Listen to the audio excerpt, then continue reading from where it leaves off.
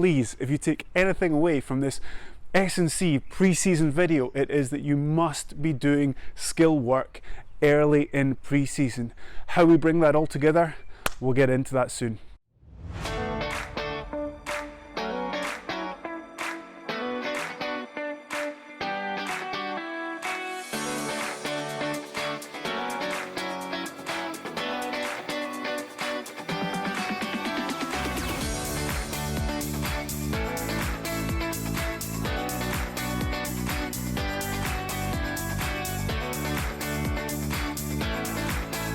Hey guys, how are you? Welcome back to my channel, or welcome to my channel if it's your first time here.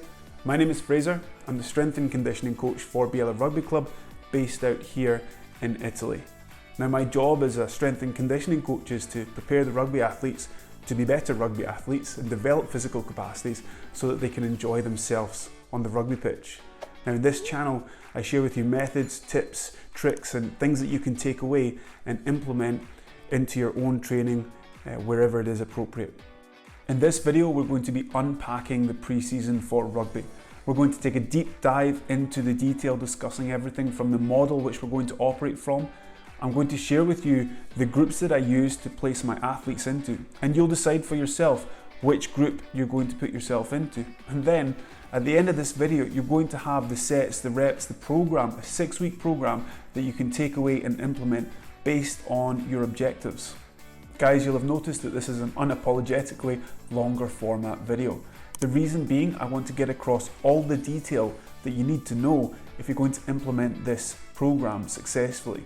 So the information that comes before the program is going to set you up so that you can decide what group you're going to be in and exactly how you need to implement everything that's in the program, as well as sync it up with rugby. Because if you're in one group that's working on perhaps speed and power, then you might not be doing the exact same thing syncing up with rugby the exact same way as if you're working on building lean muscle mass and strength.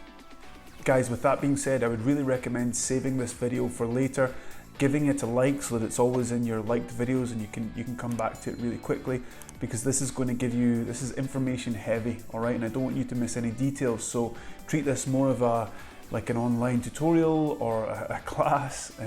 Have your laptop ready to write down what you need to write down, ready to take screenshots, or if you're old school, pen and paper, then that's fantastic. That way you're not going to miss any details and you can implement this program and have a really successful pre-season.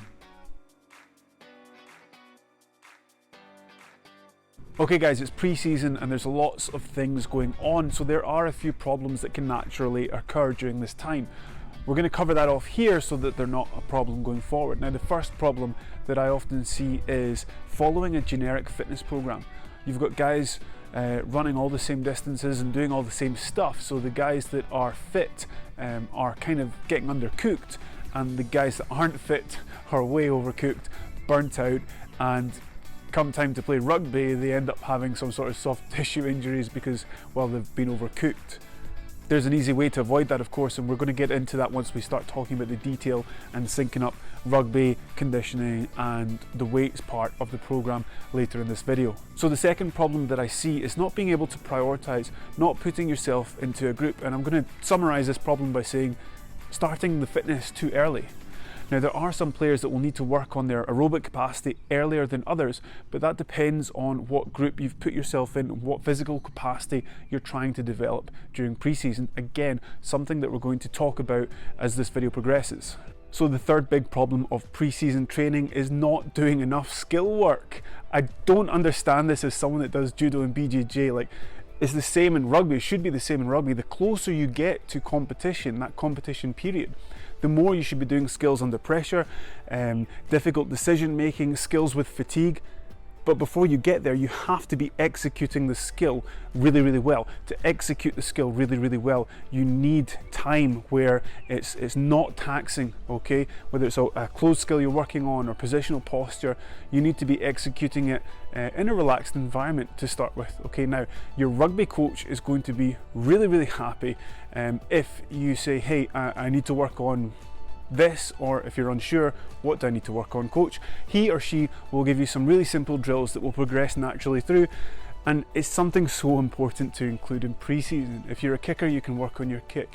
Catch and pass is always something that everyone can work on. All right, so there's a million ideas, but just make sure you're not a bodybuilder. You're not, if you want to just do weights, go and be a powerlifter or something like that. You're a rugby player, and every position has specific skills that's required to be successful in that position. So the pre-season is an excellent time to work on skills. Please, if you take anything away from this S&C pre-season video, it is that you must be doing skill work early in pre-season.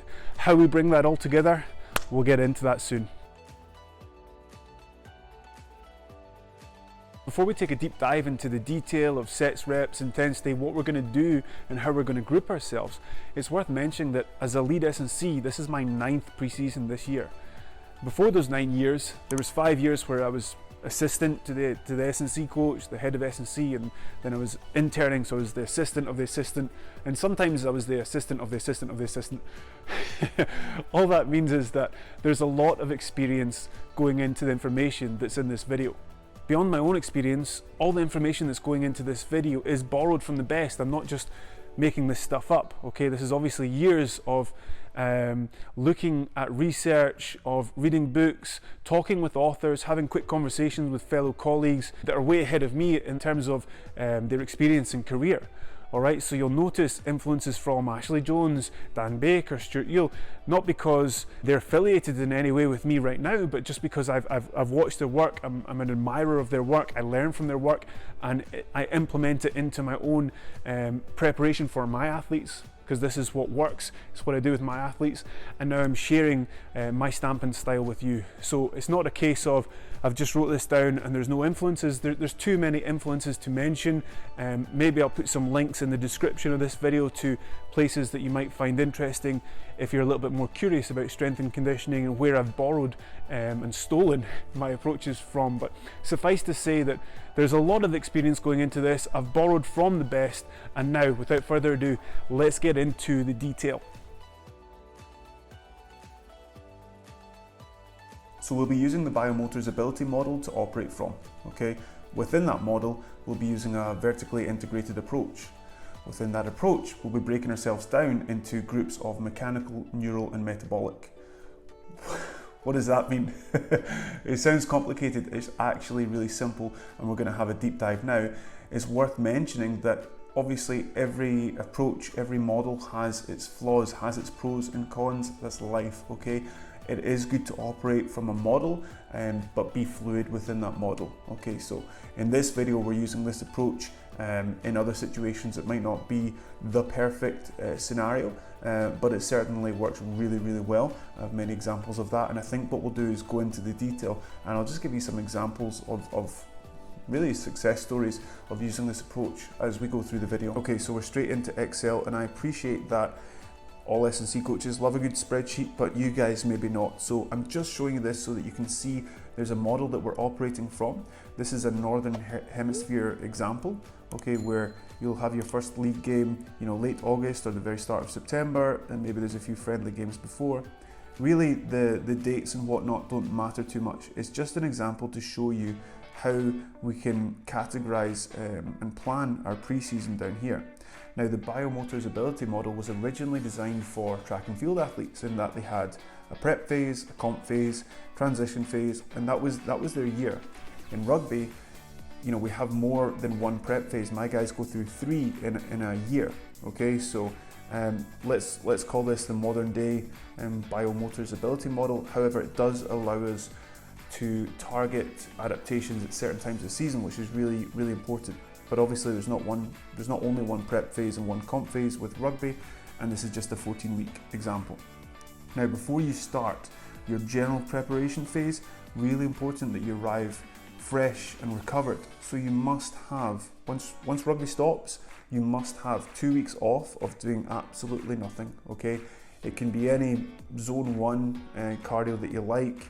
If you're going to do activities, stay out the weights room, just relax, chill, go away and do some other stuff. Typically, if you have a month off, because maybe you've finished in May, you've got all of May to relax, take 2 weeks off to recover mentally and physically, and then take 2 weeks to just go through top-ups to bring you up to a point where you can start loading again come the general prep phase. Now, if you need ideas and top-ups, you can go to my website, rugbystrengthandconditioning.com, and you'll see that there's a document there for top-ups, which gives you ideas on conditioning, sprinting, weights, and it's all just about maintenance, so that you can then come into a loading phase really fresh and prepared, and there isn't a huge spike in training load. Okay, so what I want you to get from this is that we have phases, prep phase and comp phase, which is obviously longer than 2 weeks, but we're just doing this as an example for the video. Within the prep phase, we have sub-phases of general prep, specific prep, pre-comp prep. In this video, we're going to look at 6 weeks and get right into the details of the exercises, weekly splits, sets, reps, etc. Under the sub-phase, we have blocks of training or mesocycles. Okay, in this case, it's 3 weeks. It can be 4 weeks, it can be 6 weeks. Okay, depends on how you're organising your training. And under that, we have microcycles, which are just weeks of training. Sometimes they're 5 days, sometimes they're 10 days, but typically, and in this example, they're 7 days. Okay, you'll see that I've got L1, L2, L3, and that just stands for loading 1, loading 2, loading 3. UL stands for unloading.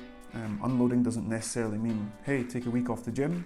It might actually mean that you're lifting with higher intensity, but your total volume load is way down, or it might mean you have 1 session off, etc. So there's lots of ways to deload, and obviously in this program you'll see exactly what we're doing for the deload, because I'm going to give you the program. So this is what we're operating from. Okay, take a screenshot, take notes, and now let's talk about our weekly split and the general preparation phase. Let's start with talking about the weekly split for the GPP phase.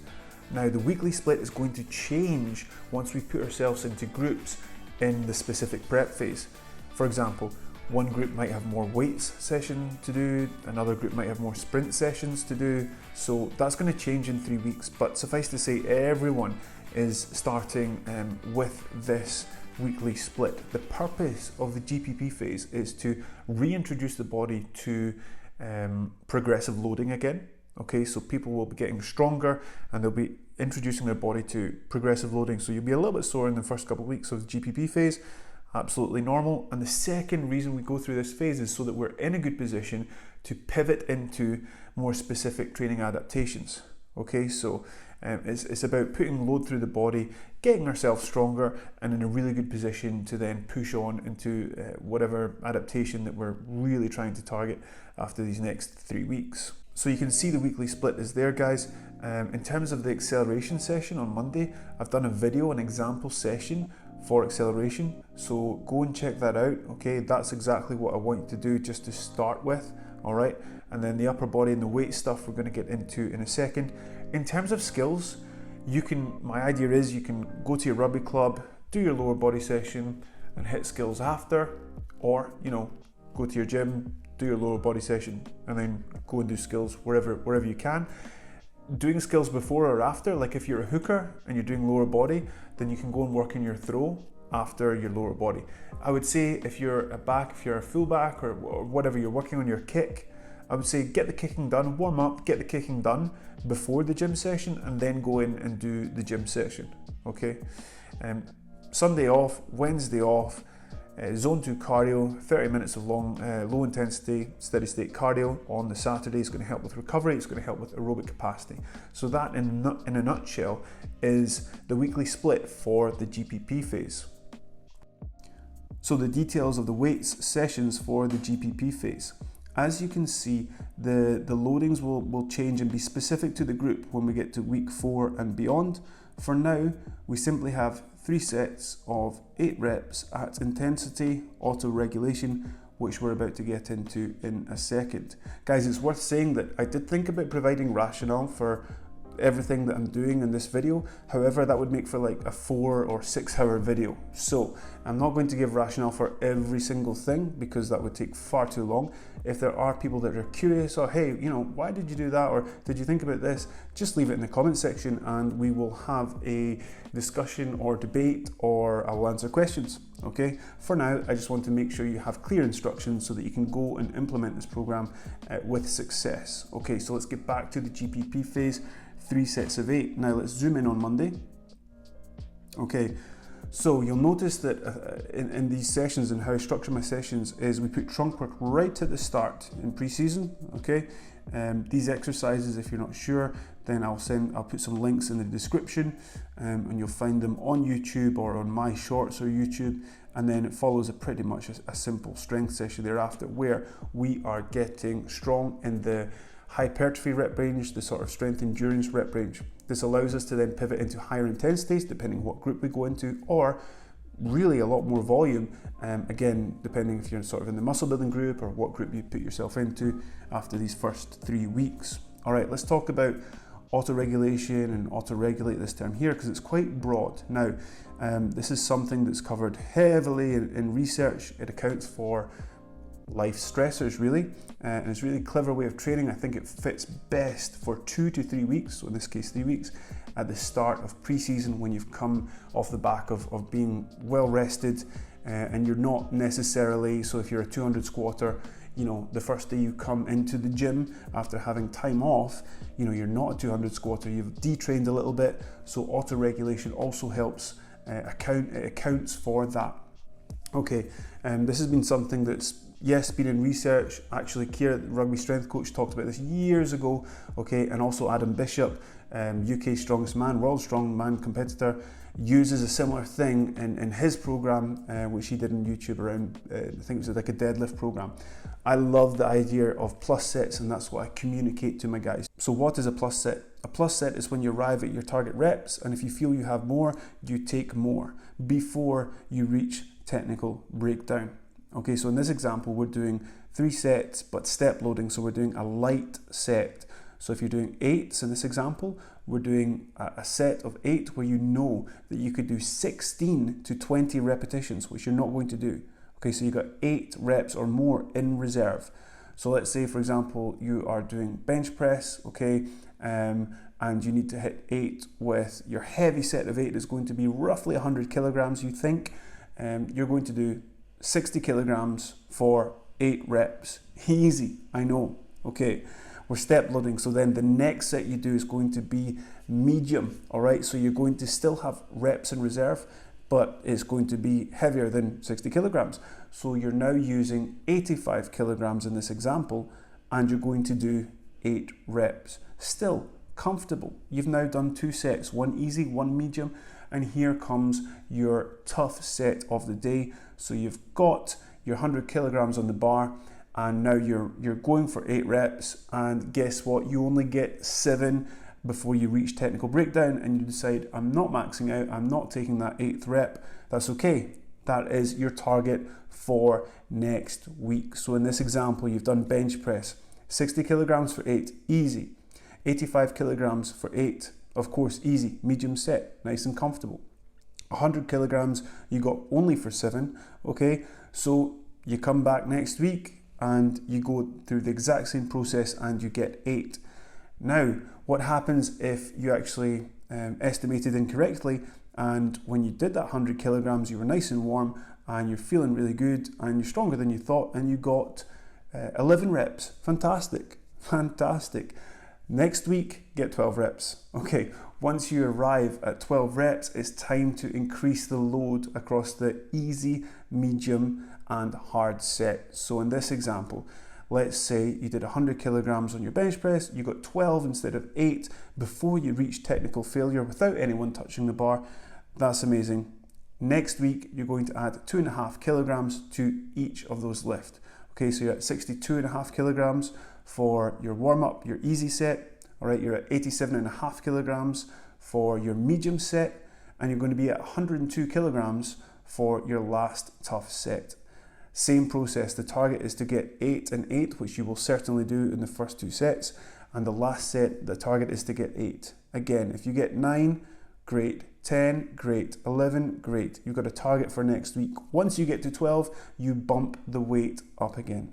So that's what you're going to follow, that same pattern for the main lift. So bench press there, I've given you the example. On Tuesday's squat, all right, I'm not precious about what squat you want to do, whatever is comfortable for you. We've got back squats, front squats, even low trap bar squats. So you can turn the trap bar round a little bit and then pull from a slightly lower position, not slower position, excuse me. And yeah, that's kind of the loading pattern that we're going through.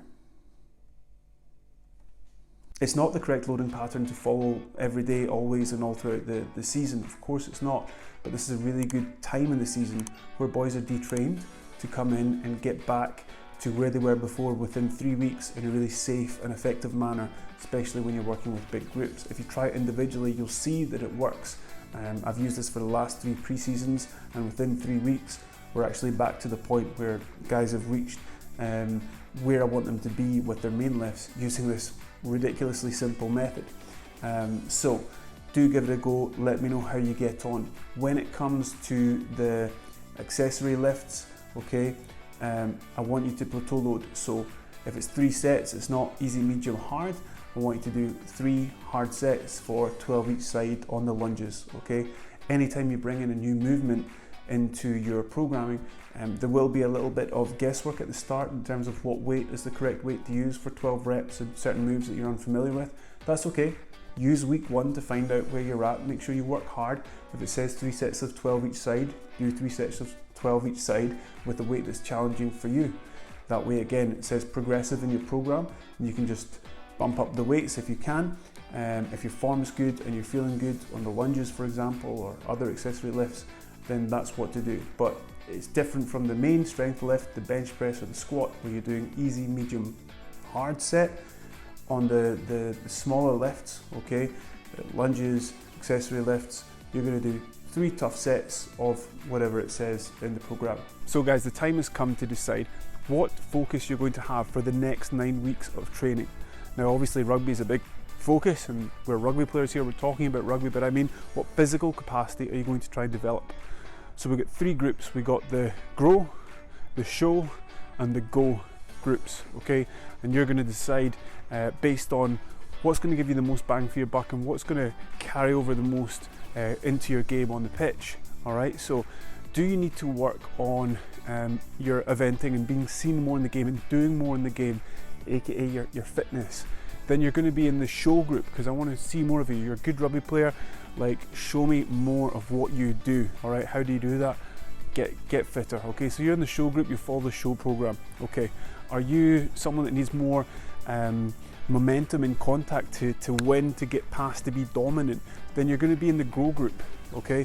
So your focus is hypertrophy, and you're going to be getting stronger and adding lean muscle mass, okay? Strength is a theme throughout the groups because it's pre-season, however there is those sub-focuses, all right? Or are you fast and you want to get faster?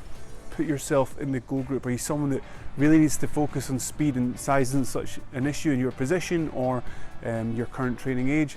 Then you're in the go group, okay? So we got show, grow and go. Decide what group you're going to be in, and then let's look a little bit at the details for week 3 to week 6. So we'll start with the grow program, which still has 6 sessions. In fact, every program has 6 sessions, so that it's the same as week 1 to 3, and I'm assuming that you're able to keep up with that session frequency. Obviously the content of the sessions then becomes something to discuss. So in the grow program, for example, from weeks 4 to 6, you've got squat plus upper. So we're putting some, yes, you're training the squat because it's important to have strong legs, okay, and you can choose whatever squat pattern works for you, and you continue with the squat pattern of week 1. But we're putting more volume through the upper body, as you'll see in a second in the sets and reps. It is worth mentioning that the split changes again slightly from weeks 7 to 12 because we account for more rugby and more rugby. Now, if you are in the grow program, it's important that you're not doing too much conditioning too early, because we want your energy going into recovering from the damage that you're doing in the gym, because you're going to put your body under significant stress so that you can get those adaptations and pack on some lean muscle mass. So we don't need you running around really early on, and it's something to consider and speak with your coach about, because yes, we want you to develop your rugby skills, and you can absolutely still do that without being involved in conditioning games or conditioning 3 times a week, for example. That being said, if we look at the show program for the weekly split, weeks 4 to 6, that's not such a bad thing if there's extra conditioning in there. Like I said there is going to be strength as a theme throughout at the early stages, okay? But as you can see in the show programs, weekly split, you've still got the acceleration session in the morning, okay? But you've got whole body lifting in the evening. You're going to be doing some heavy conditioning after the skills, or the start of a heavy conditioning block after your skills on Tuesday, Wednesday off, all right? And you can see there that there's just a bit more of a conditioning emphasis. The exact modality and how to progress and regress, we can talk about that in a second, but suffice to say it's certainly different from what the Grow program is going to do. Likewise, the Go program is different again, so you have your acceleration into lower body strength session, okay? You've actually got 2 sessions on the Tuesday, reason being lifting in the morning upper body, all good on Tuesday. What I don't want to do is put in some heavy squats and then have guys with probably already an explosive profile going out and sprinting after some heavy squats. It's just something that we don't really want to be doing. So you can certainly fit in conditioning games in your week in the Go program.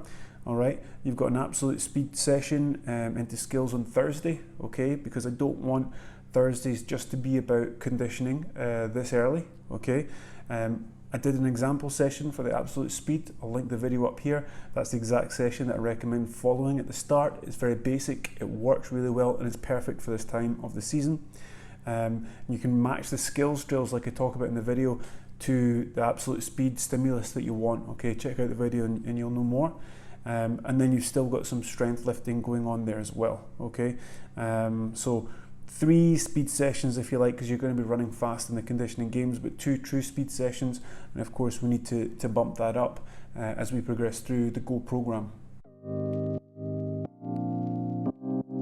So let's jump straight into weeks 4 to 6 of the Grow program. Now you'll notice that we're using percentage-based training to prescribe intensity. I'm going to leave this table up here to help guide that, but it is worth saying that the stronger you are, or the more explosive profile you have, the more it changes slightly for you. So this is a guide, this is the average, okay? So for 10 reps, 75% is usually a 10 RM. And then you're going, but Fraser, you have to do 3 sets with your 10 RM in week 6. Yes, I know, but we're accounting for you getting stronger as well. Okay, plans within plans here. Suffice to say it's a guide, so there's some players that with 90% can only do 2 reps of their 1 RM. There's other players that can do 4, all right? So this is the guide, this is what you'll find on the National Strength and Conditioning Association's percentage-based chart. That's where I've taken it from. They've taken it from research, I think, from 2008. What you'll find with time in the trenches, if I can use that term, is that the more explosive profile an athlete has, so if that's you, then you might find that percentage-based training, you have to use slightly lower percentages. For example, maybe you need a 55% and not a 65% for 5 sets of 10, or maybe you need to work harder. If you're a slow twitch monster, or if you're sort of in between, kind of like myself, certainly not fast twitch, not super slow twitch, then you're going to be right on the money with these percentages. So again, it's like the model we talked about with the biomotors ability model. There's pros and cons, there's strengths and weaknesses. It is exactly right for a whole bunch of people, but there's always outliers on both sides of the curve, okay?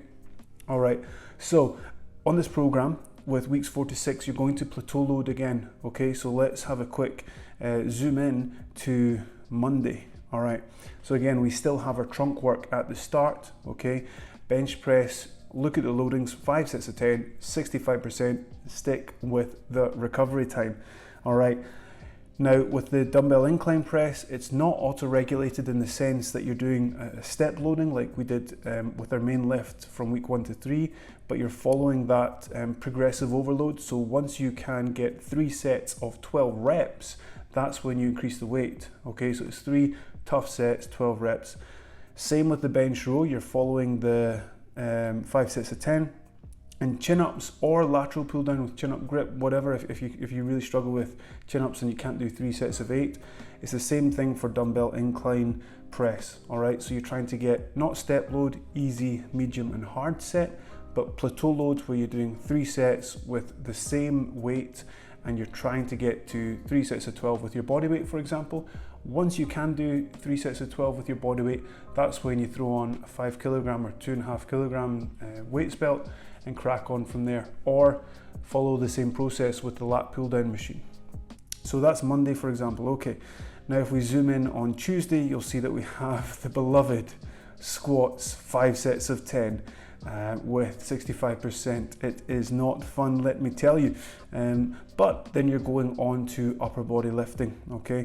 Now with the military press, you are going to auto-regulate that in that you're step loading again. So you're going easy, medium, and then very hard set, and follow the same thing you did in weeks 1, 2, 3. Remember that your split is slightly different in that you're training on Friday and Saturday. You're lifting on Saturday if you're in the Go group. If you're in the Go or the Show group, all the detail is going to be at rugbystrengthandconditioning.com. So you have the first 6 weeks of a program. If you're in the Grow group, if you're in the Show or Go group, you can go to rugbystrengthandconditioning.com and look at the pre-season programming. That takes you from week 1 all the way through to week 12. You already have the first 3 weeks, of course, and it's in a format where you can easily print it off and fire in your loadings so you know exactly what you're doing week to week and keeping track of everything, which is obviously super important.